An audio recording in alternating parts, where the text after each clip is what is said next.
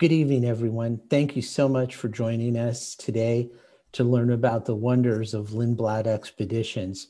We're privileged to have joining us Samantha Gorin, who is our Business Development Director and an expedition expert in her own right. I'm going to stop talking and let Samantha take over. And I hope you enjoy what we'll be showing you this evening. Thank you again very much. Samantha. Thank you so much, Bob. It's a pleasure to be here this evening and to talk a little bit about Lindblad Expeditions. I'm going to start by familiarizing you with our history and what makes traveling with Lindblad Expeditions unique. I'd like to take you back in time and introduce you to our founder. The gentleman you see pictured on your screen here is Lars Erik Lindblad, and he actually led the very first citizen explorers to both Antarctica and the Galapagos over 50 years ago. Now, prior to that time, it was really just scientists that were visiting that part of the world. But Lars believed that if he brought independent travelers to these unique and remote corners of the world and educated them about what makes them so truly special, that he would in turn create ambassadors for conservation and help to preserve these places for generations to come. Lindblad Expeditions has been a family operation for basically our entire time in business. Sven Lindblad has been at the helm of the company since 1979, and he has a very simple, straightforward quote here that makes a lot of sense. At the end of the day, there's no substitute for experience, and there's truly no other expedition partner that offers as much experience as we do. So Sven, I mentioned, has been at the helm of the company since 1979, and he's done an amazing job of honoring his father's legacy. So that spirit of exploration and the commitment to conservation, and he's continued to drive the brand forward and innovate. We have been conservation focused, and we are completely carbon neutral. We feature regional, seasonal, and sustainable cuisine aboard all of our ships, and we have banned single-use plastics throughout the fleet. Sven also forged the partnership with the National Geographic Society, so the nonprofit organization, back in 2004.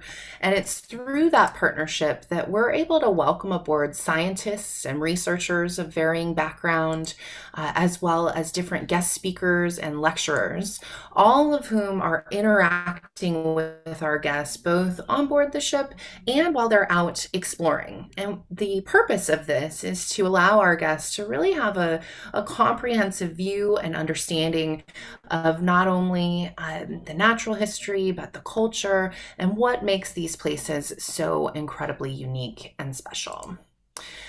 Through our partnership with National Geographic Education, we've actually developed a family program called Global Explorers, and we offer Global Explorers in the Galapagos, Alaska, Baja, and Antarctica. And so these are for our younger guests. We do cater to a wide demographic and do a lot with multi-generational families. So for our younger explorers, the kids do get their own destination-specific field notebook. They have a chance to do different challenges with the naturalists, learning about the various wildlife and landscape.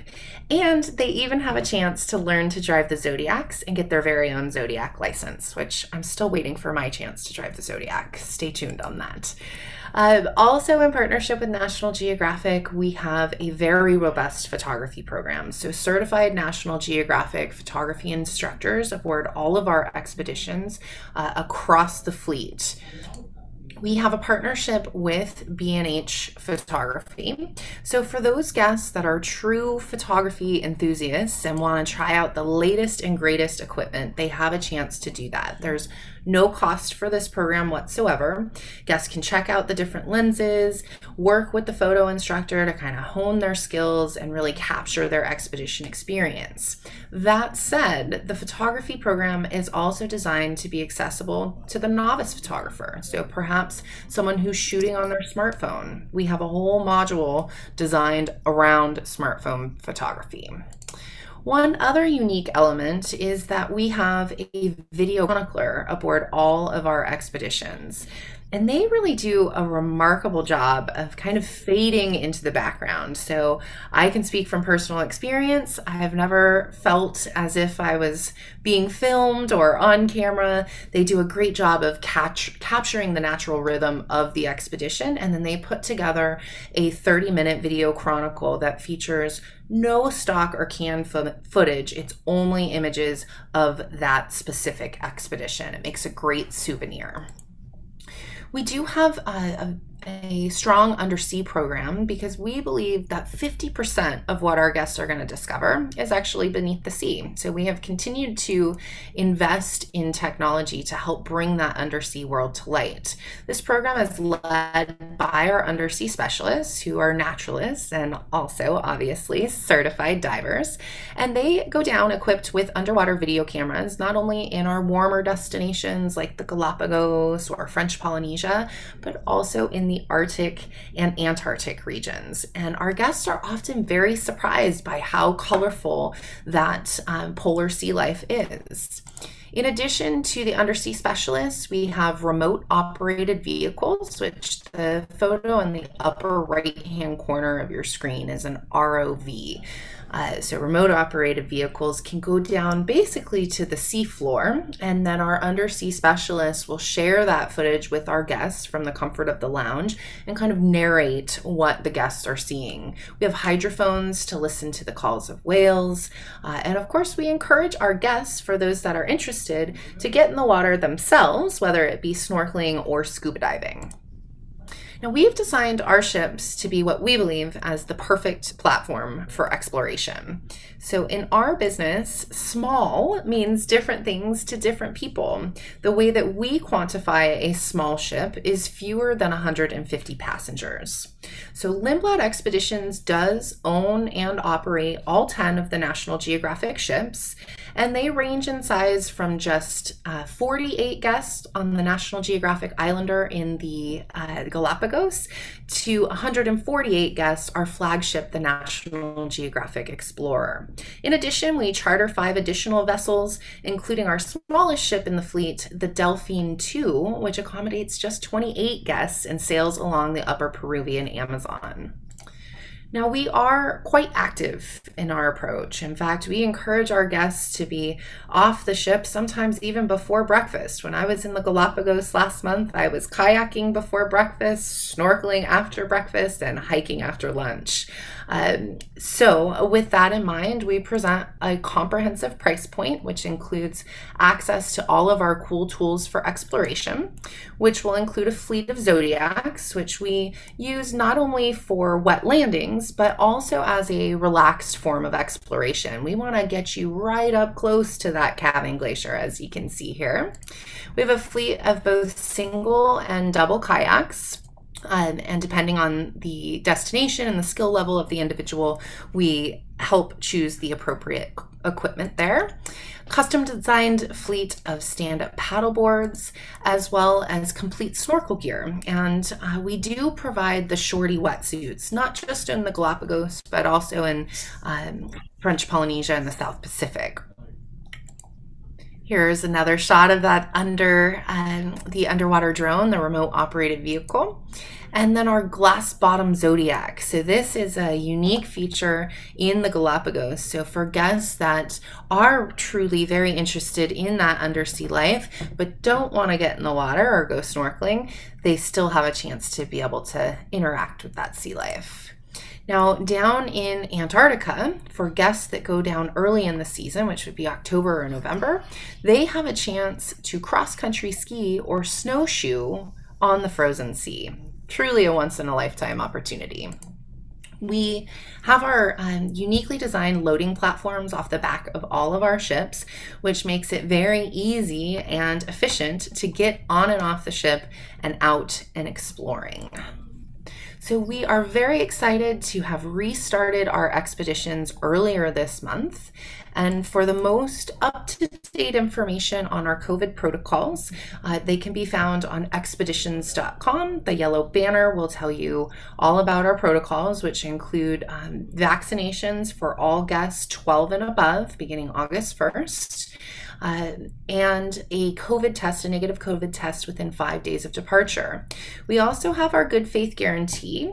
And when you work through your travel advisor to make a booking with us, if you need to cancel for any reason up to 14 days prior to your expedition, there will be no penalty to move your funds to a future departure. So giving you a great deal of flexibility as we're continuing to see the world open back up.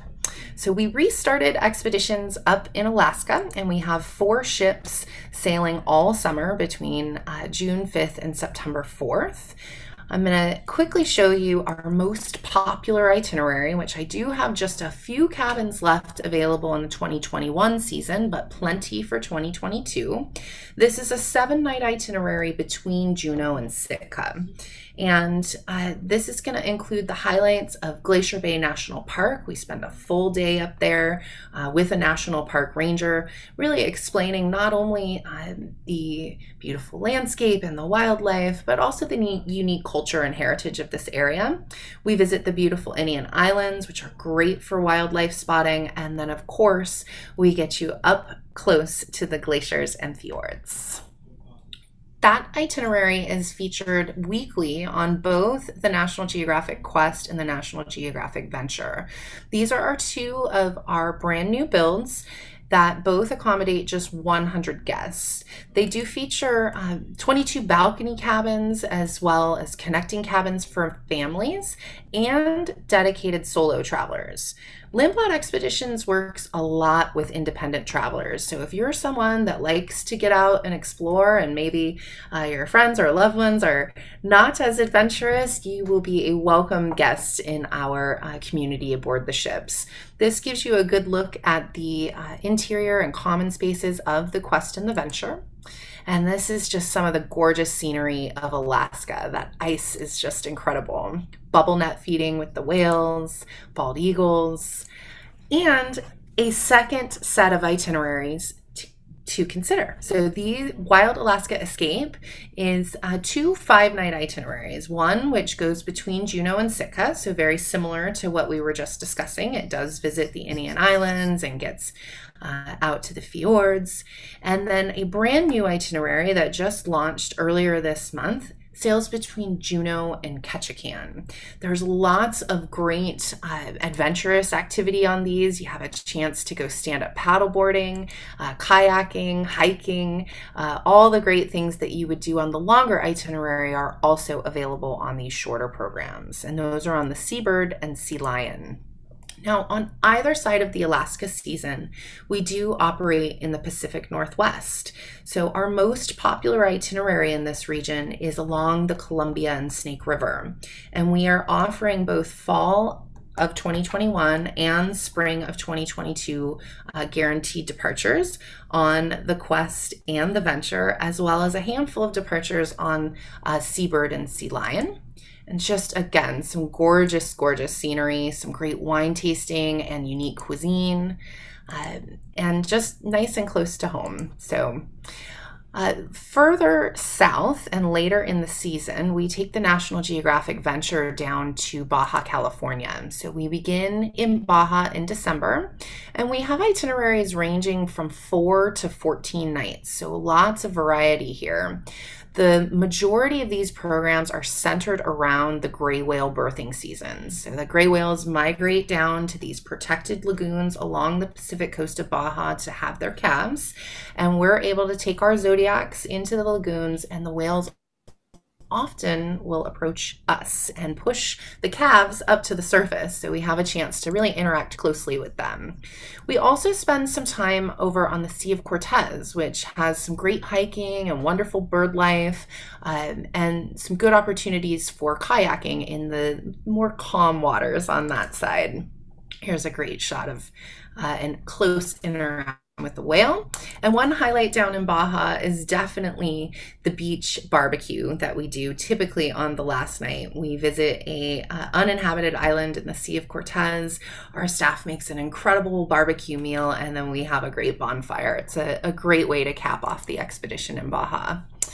The National Geographic Quest will head down to Central America when the venture is in Baja, and we offer several itineraries featuring Costa Rica, Panama, Belize, and Guatemala. So for Costa Rica, we do have a brand new itinerary that I want to bring your attention to. This is a 5-night program focused on the Guanacaste region of Costa Rica. It's going to offer opportunities for some great snorkeling, wonderful bird life, monkeys, of course, hiking to waterfalls, and also horseback riding and zip lining and canyoning. So very active for those that are looking to do more and go further. We do have a 7-night itinerary that sails between Costa Rica and Panama. And what's unique about this program is it does transit the Panama Canal in the evening. So here's a shot of that. Beautiful suspension bridge here as well. And then moving on to the Galapagos. So as you know, we've been exploring the Galapagos for more than 50 years. We operate 2 ships year-round with weekly departures. And we have just restarted operations with the National Geographic Endeavour 2 earlier this month. I'll give you a look at the ship here. So this ship is able to accommodate 96 guests, and similar to the Quest and the Venture, it does offer connecting rooms for families, solo cabins, and also suites.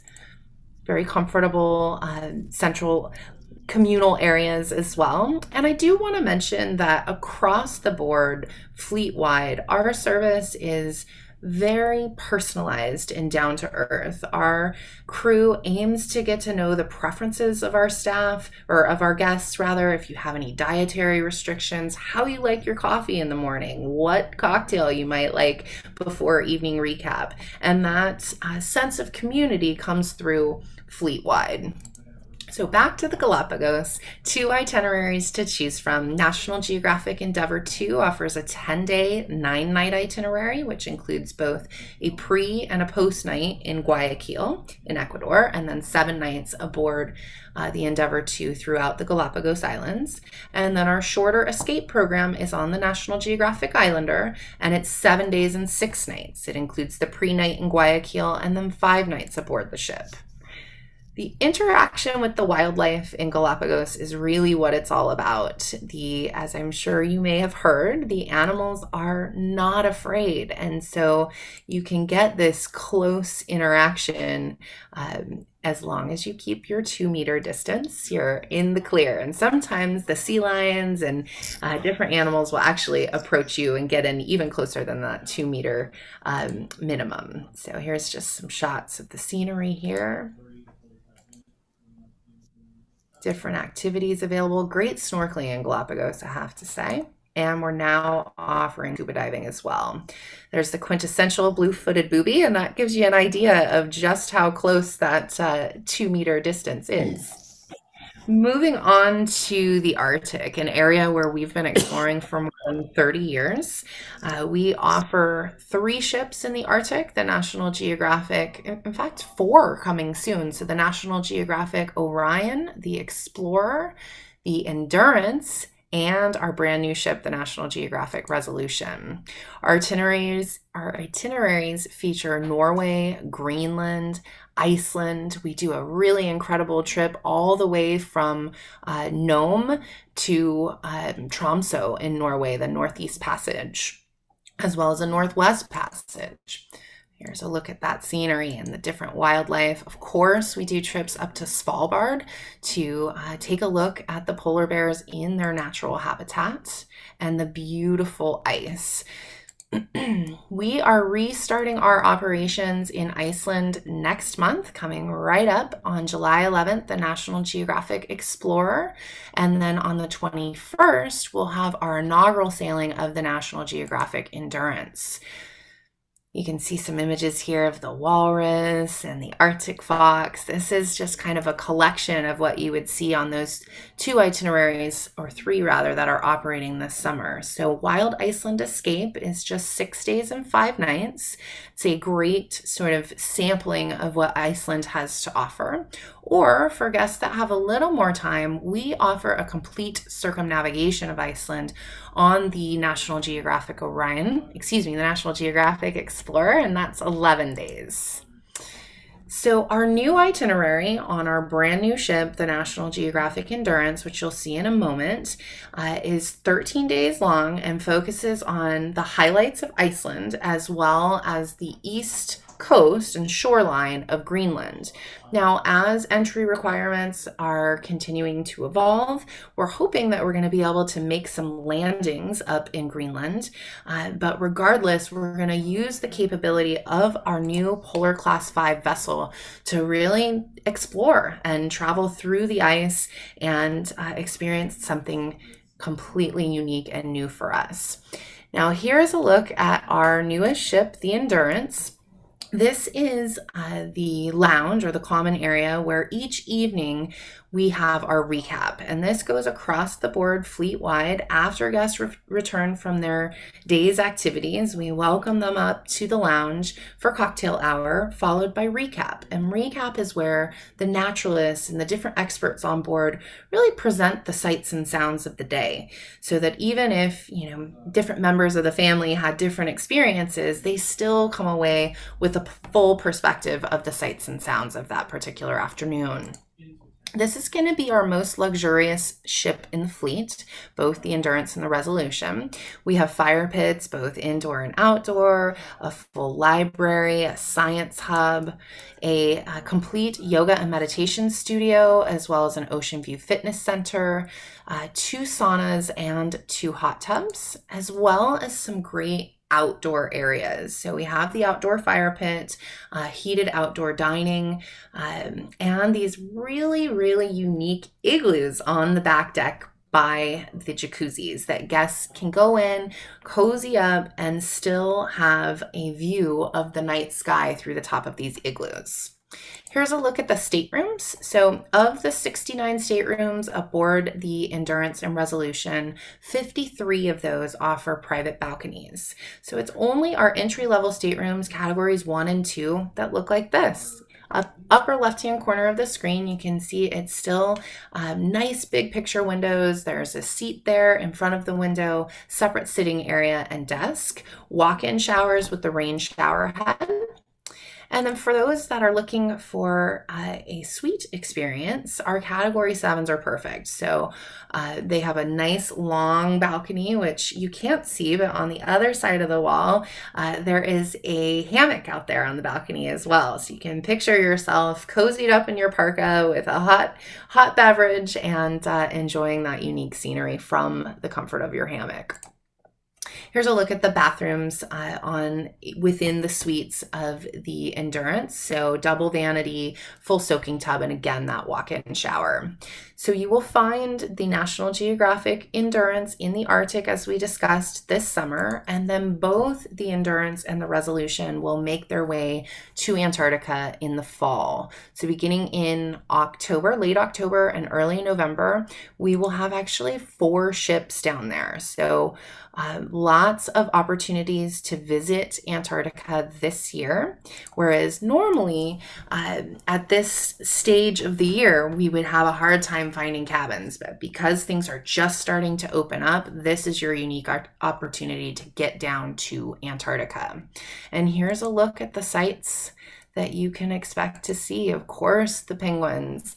We actually introduced kayaking in Antarctica. We were the first expedition provider to offer that, and we continue to do so again at no additional charge. We talked a little bit about the snowshoeing and cross-country skiing. Just as a side note, that's available when you go down early in the season when the ice is still solid enough to be able to do that. And then we do have two unique itineraries to choose from. One which just focuses on Antarctica, and the other which on either end of the season, so at the very beginning in October or November and at the very end in February, we offer Antarctica, South Georgia, and the Falklands.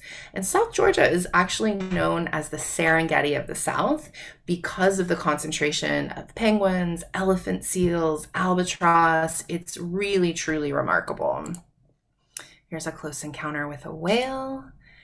And then this photo here in the upper left-hand corner gives you an idea when you go down early in the season, because of the size of our ships and the experience of our captains, we're actually often able to park our ships on the frozen sea. And that's when you disembark and do your cross-country skiing, hiking, or snowshoeing along that frozen sea. Now, that was our trip around the world in 30 minutes or less. I just want to let you know that we have many more destinations that I didn't have a chance to discuss with you, including some new programs close to home along the East Coast, the Low Country. We're offering the Bahamas Out Islands next spring, French Polynesia, New Zealand, so many different places, Japan. So please, if you have interest in traveling in the way that Lindblad Expeditions does, reach out to Bob and his team, and we will get you set up with a booking. And with that, I will turn it back over to Bob and say thank you very much. Thank you, Samantha. That was incredible. The photography is always mesmerizing to me. And the places that you go, I mean, one's better than the next. I can't wait to go myself. Anyway, thank you everyone for joining us. On behalf of your Fugazi advisors, I know we have some clients of Nancy Butler's and Liz, and can't think who else is watching. I know there's a number of you, but please don't hold back from asking any questions or going back to your advisor for more information. Thank you all and have a lovely evening. We'll see you next presentation. Take care. Thank you. Bye-bye. Bye.